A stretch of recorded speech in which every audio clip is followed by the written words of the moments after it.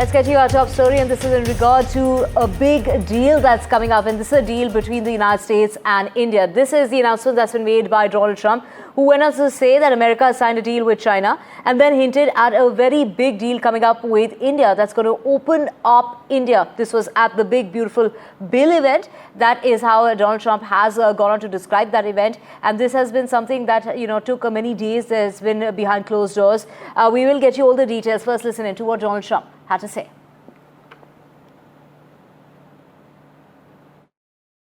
We just signed with China yesterday, right? Just signed with China. We have everybody. We're not going to make deals with everybody. Some we're just going to send them a letter, say thank you very much. You're going to pay 25, 35, 45%. That's the easy way to do it. And my people don't want to do it that way. They want to do some of it, but they want to make more deals than I would do.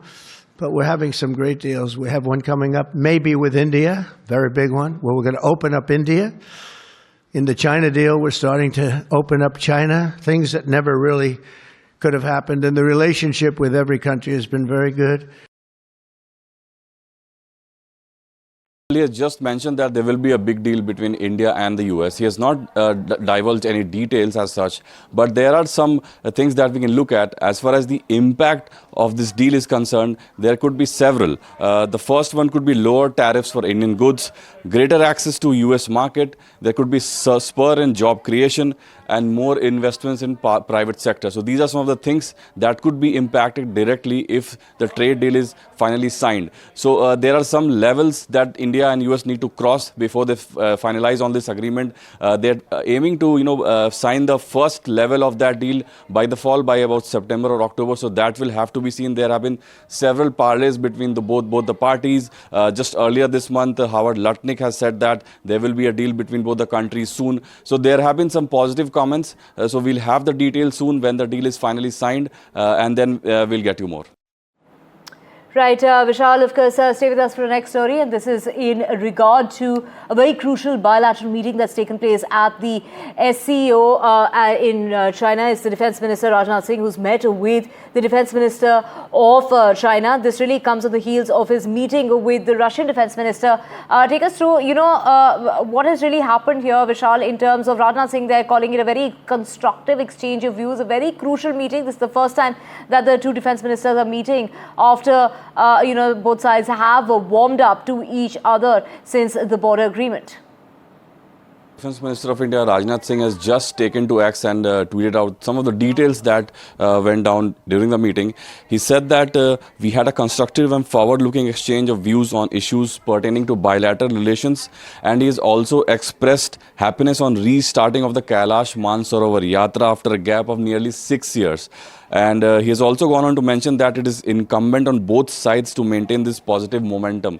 So he's sort of building upon the agreement that you mentioned just a few moments ago, that India and China signed about 8 months ago on resolving some of the border tensions, and the ties have been sort of improving. There has been a thaw when it comes to the relationship between both the countries. So the leader, India's leader, is building upon that and saying that India and China need to build on that momentum and take the ties forward.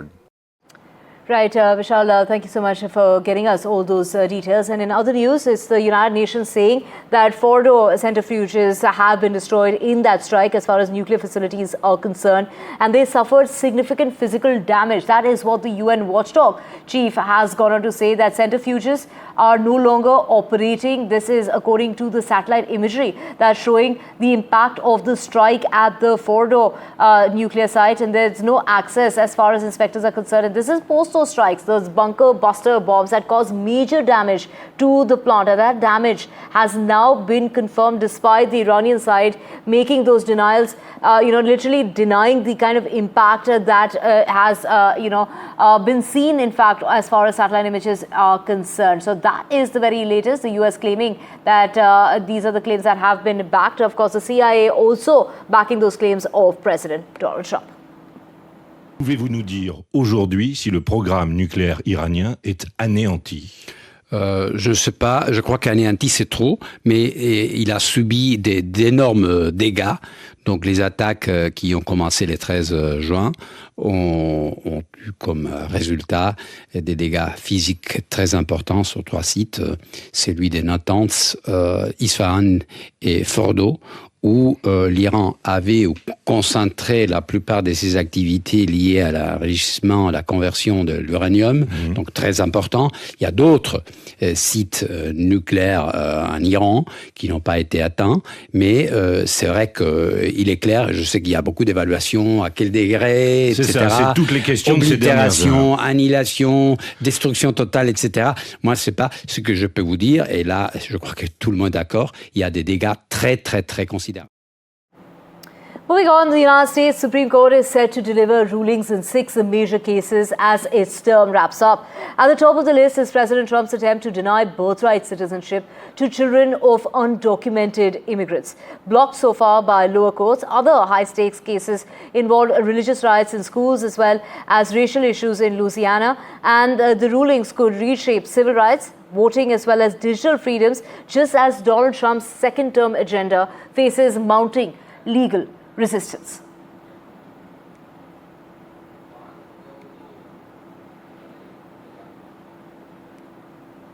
Let's just get you the very latest, and this is in regard to what is taking place. In fact, we have the Harvard announcement coming about in regard to these are plans as far as international students are concerned. So this is something that is extremely crucial at this point in time. So the University of Harvard as well as the Toronto University, they're making these plans in order. They have agreed to back up student plan visas, and they have issued these prompt cross-border education deals as well. Maha joining us from Canada. Take us through the kind of deal that Canada is offering, particularly the Toronto University. Divya, the North American universities are now collaborating to tide over any possible hiccups that international students could face in the US because of any possible immigration-related changes for international students. So we are seeing that the Harvard Kennedy School is now in collaboration with the University of Toronto's Monk School for global governance and policy. What they are planning to do now is that the returning students to Harvard Kennedy School who might face any problem, if at all, could then finish their program at the University of Toronto's Monk School. This collaboration is coming through both through online classes as well as in-person classes. So the option to take online classes with the faculty from Harvard Kennedy School and with the faculty from University of Toronto will exist for students who might face visa-related problems. And this is specifically for returning students who are coming back this fall. Moreover, the University of Toronto has announced that these students will be allowed to take part in all the extracurricular activities on the university campus. They have also allayed concerns, if any, to the students in University of Toronto, saying that they will not be impacted. The number of student enrollments within the Monk School will not be impacted, nor will their spaces for residents within the university campus. So this is a collaborative effort to overcome any hiccups that the international students might face. Meanwhile, the students who are likely to move from the Harvard Kennedy School, if at all, to the University of Toronto's Monk School, will not be paying their fees to the University of Toronto. Rather, it continues to go to the Harvard Kennedy School, and they will then cover the overall costs of any students who might need this diversion to the University of Toronto. Thank you so much, Maha, for joining us from Canada, getting us all those details. Moving on now, of course, let's get you the latest when it comes to the claims that are being made as far as the damage to the nuclear sites in Iran is concerned. And this really comes at a time when Donald Trump's administration, of course, they're saying that it has set back Iran by years in regard to that tussle that continues in regard to the damage. Of course, Iran on the other side says that the United States gained nothing from the strikes, and it was nothing but showmanship. That is how Iran is describing those strikes, calling it a failure. And this is something that is being defended not just by Donald Trump and his administration, but the CIA is also now backing claims as far as Donald Trump is concerned, backing those claims, saying that they have in fact severely damaged those sites. That is the claim and the support that the CIA is providing in its initial report that the United States strikes as far as Iran is concerned were completely successful. On the other side, Iran has completely gone on to deny those claims while saying that it was nothing but showmanship. President Trump directed the most complex and secretive military operation in history, and it was a resounding success, resulting in a ceasefire agreement and the end of the 12-day war. There's been a lot of discussion about what happened and what didn't happen. Step back for a second. Because of decisive military action, President Trump created the conditions to end the war, decimating, choose your word, obliterating, destroying Iran's nuclear capabilities. Every outlet has breathlessly reported on a preliminary assessment from DIA. I'm looking at it right now. Again, it was preliminary, a day and a half after the actual strike, when it admits itself in writing that it requires weeks to accumulate the necessary data to make such an assessment. It's preliminary. It points out that it's not been coordinated with the intelligence community at all. There's low confidence in this particular report. It says in the report there are gaps in the information. It says in the report multiple linchpin assumptions are what this assessment, a linchpin assumption, you know what that is? That means your entire premise is predicated on a linchpin. If you're wrong, everything else is wrong. And yet, and still, this report acknowledges it's likely severe damage. به مراکز هسته‌ای ما حمله کردن که البته این در خور پیگیری جزایی در دادگاه‌های بین‌المللی است به طور مستقل، اما نتوانستن کار مهمی انجام بدن. رئیس جمهور آمریکا در شرح اونچه که واقع شده بود بزرگ نمایی غیر متعارفی کرد. معلوم شد که به این بزرگ نمایی احتیاج داره.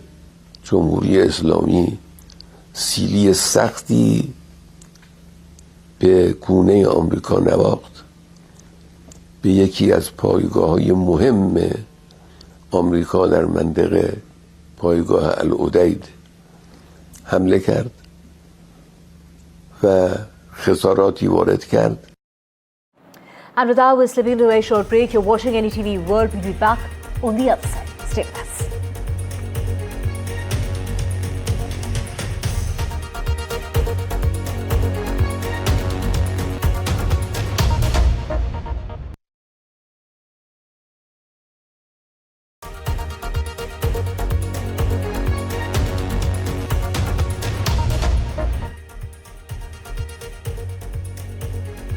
Welcome back. The police have recaptured the country's most wanted fugitive drug lord. We're talking about Adolfo Villamar, also known as Fito, is the leader of a very powerful criminal gang which is blamed for the transformation from a tourist haven to a country with one of the highest murder rates in the region. We are talking about this drug lord who has the most wanted drug lord has been captured.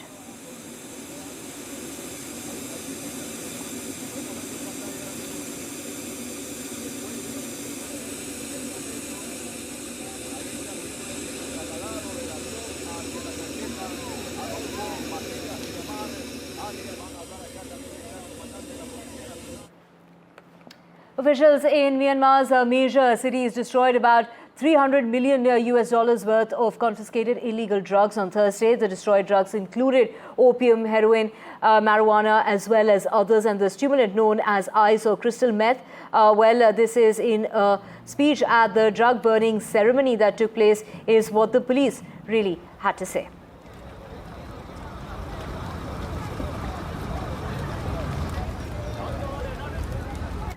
Violent storms have battered France, and this is leaving 2 people dead and causing unexpected chaos inside the National Assembly. 2 people have died and 17 others injured as torrential storms swept across France, topping trees, flooding the streets of Paris and causing the roof of the National Assembly to spring a leak as well.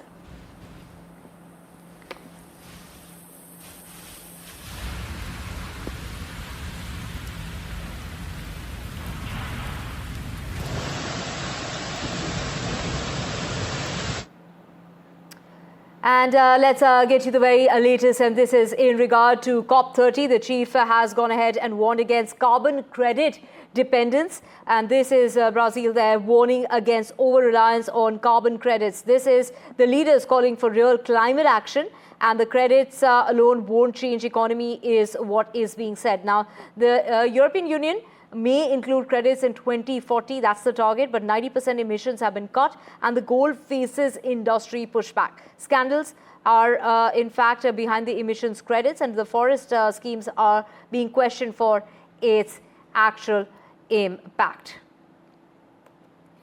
And let's get you the latest when it comes to three-time Olympic champion. We're talking about Faith. On Thursday, failed in a bid to become the first woman to run a mile in under 4 minutes. The Olympic 1500-meter gold medalist from Kenya ran in 4 minutes, and this was in fact at the charity. This is at the state charity in Paris. Her time was better than her world record, but won't be recognized by the International Federation because the Nike-sponsored event, dubbed as Breaking 4, Faith versus the 4-minute mile, was unofficial. And let's get you the latest, and this is as far as the first report that we're talking about. This is Editor-in-Chief of Vogue, Anna Wintour, will continue in her broader roles even though she steps down as the Editor-in-Chief of Vogue. So she is going to continue as far as her broader roles are concerned, including Editor-Director. She, at 74, has served, for the past 40 years, since 1988, as the Editor-in-Chief of Vogue.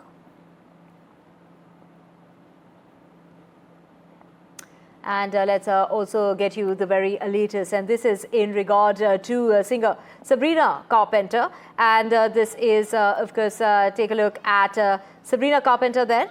Well, she replaces album cover after backlash. This is the new artwork that has been approved by God, is what she says. The original image criticized for sexual violence, and that is the tone that was being used, and the fans are defending the art as satire on fame. Alternate versions of the shows as far as Carpenter is concerned, holding a man's arm. Now, that debate has really sparked discussion when it comes to art and the timing.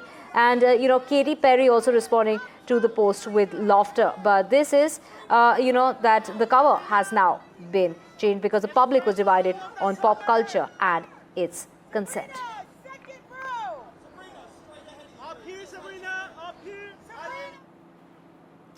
And with that, we're slipping into a short break. Back with a whole lot more. Do stay with us.